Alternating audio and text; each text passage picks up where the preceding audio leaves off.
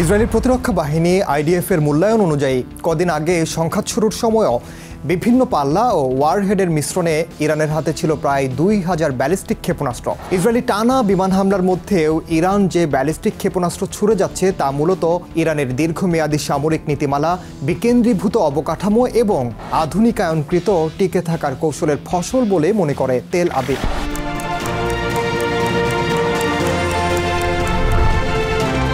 কোন কৌশলে টিকে আছে ইরান?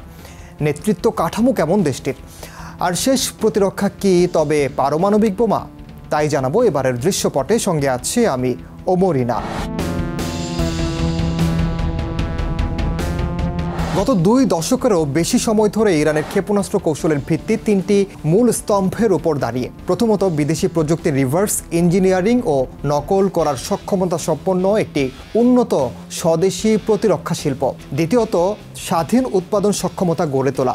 এবং চূড়ান্ত হলো তৃতীয়ত, নানা ধরনের ক্ষেপণাস্ত্র ও উৎক্ষেপণ প্ল্যাটফর্মের ধারাবাহিক উৎপাদন। এভাবেই ইরানের ইসলামী বিপ্লবী গার্ড বাহিনী আইআরজিসি এবং সেনাবাহিনী মিলে তৈরি করেছে এক জটিল ও বহুতল ক্ষেপণাস্ত্র নেটওয়ার্ক, যা একক হামলায় গুড়িয়ে দেয়া প্রায় অসম্ভব বলেই মনে করেন বিশ্লেষকরা।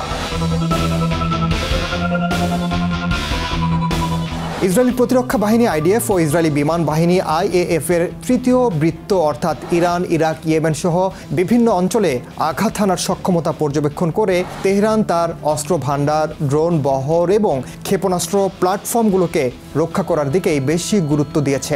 এই উদ্দেশ্যে ইরান তার ভূখণ্ড জুড়ে বহু আকাশ প্রতিরক্ষা ব্যবস্থা মোতায়েন করেছে, যার মধ্যে রয়েছে দেশীয়ভাবে তৈরি সিস্টেম, এশিয়ান প্রযুক্তি এবং রুশ S-300 ব্যাটারি। সব মিলিয়ে একটি প্রতিরক্ষামূলক ঢাল গড়ে তোলার চেষ্টা ইরানের। ইরানের নীতিমালায় ব্যালিস্টিক ক্ষেপণাস্ত্র উৎক্ষেপণের 3 ধরনের প্ল্যাটফর্ম রয়েছে। প্রথমত স্থির বা ফিক্সড, এরপর মোবাইল বা চলমান এবং তৃতীয়ত ভূগর্ভস্থ উৎক্ষেপণ ব্যবস্থা। স্থির লঞ্চারগুলো ভূপৃষ্ঠের উপরে নির্দিষ্ট জায়গায় থাকে এবং সহজেই উপগ্রহ বা স্যাটেলাইট শনাক্ত করতে পারে। চলমান লঞ্চারগুলো ট্রাকে বহনযোগ্য এবং নিয়মিত স্থানান্তরিত করা হয় যাতে শনাক্ত করা কঠিন হয়। কিছু লঞ্চার শহর অঞ্চল বা দুর্গম অঞ্চলে লুকিয়ে রাখা হয়, আবার জরুরি অবস্থায় ছড়িয়ে দেওয়া হয়। আর ভূগর্ভস্থ উৎক্ষেপণ ব্যবস্থা উত্তর কোরিয়া এবং আল কায়দার কাছ থেকে অনুপ্রাণিত হয়ে তৈরি করা হয়েছে বলে দাবি ইসরায়েলের। ইরান এমন বিশাল ভূগর্ভস্থ ঘাঁটি তৈরি করেছে যেখানে ক্ষেপণাস্ত্র পরিবহন, জ্বালানি ভরা, লোড করা ও উৎক্ষেপণের সব কাজ মাটির নিচেই সম্পন্ন করা হয়। সর্বশেষ পর্যায়ে কেবল লঞ্চিং অংশটি বাইরে আসে। ইরান কিছু ভূগর্ভস্থ ঘাঁটি জনসমক্ষে তুলে ধরেছে যাতে ইসরায়েল বা উপসাগরীয় দেশগুলোর আক্রমণ প্রতিহত করা যায়।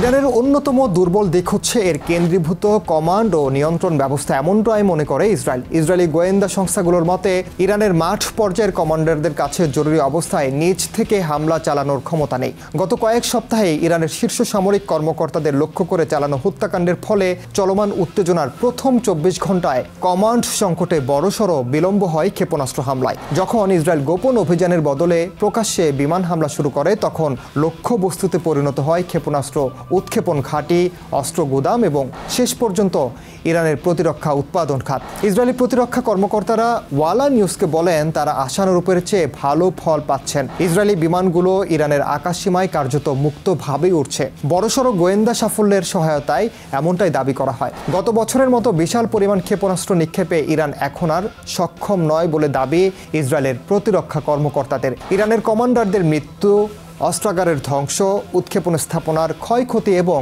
কমান্ড নিয়ন্ত্রণ ব্যবস্থার ব্যাঘাত তাদের থামিয়ে দিয়েছে বলেও মনে করেন তারা। এরপরও ইসরায়েলি গোয়েন্দা সংস্থা ইরানের বিশাল ভূখণ্ড জুড়ে অবশিষ্ট স্থির ও মোবাইল লঞ্চার শনাক্তে অভিযান চালিয়ে যাচ্ছে বলে জানা গেছে। ইরান সামরিকভাবে যুক্তরাষ্ট্র বা ইসরায়েলের মতো শক্তিশালী নয়, কিন্তু তারা সবচেয়ে বড় অস্ত্রটি ছাড়তে নারাজ, যেটির জন্যই এই সংঘাত, আর তা হলো পারমাণবিক কর্মসূচি। বিশ্লেষকরা বলছেন ইরান গাদ্দাফির পরিণতি ভুলে যায়নি। 2003 সালে গাদ্দাফি মার্কিন নিষেধাজ্ঞা তুলে নিতে পারমাণবিক কর্মসূচি ত্যাগ করেন, কিন্তু মাত্র 8 বছর পরেই যুক্তরাষ্ট্র সমর্থিত এবং বিদ্রোহে লিবিয়ার মাটি থেকে সরিয়ে ফেলা হয় গাদ্দাফিকে। একটি চুক্তিও রক্ষা করতে পারেনি তার জীবন। ইরান সেই লিবিয়া মডেল মনে রেখেছে এবং তারা সেই পথেই হাঁটতে চায় না। বিশ্লেষক নেগার মোর্তাজাভি বলেন, ইরান হয়তো এখন পরমাণু চুক্তি থেকে পুরোপুরি বেরিয়ে যাবে, সরাসরি বোমা তৈরির পথে হাঁটবে। তবে প্রশ্ন এখন একটাই, তারা কত দ্রুত পারমাণবিক অস্ত্র বানাতে পারে। আর এর উত্তরেই নির্ধারণ করবে এই যুদ্ধ কি শুধু মধ্যপ্রাচ্যে থামবে নাকি টানবে গোটা দুনিয়াকে এক ভয়াবহ পরমাণু ছায়। এমনটাই মনে করেন বিশ্লেষকরা।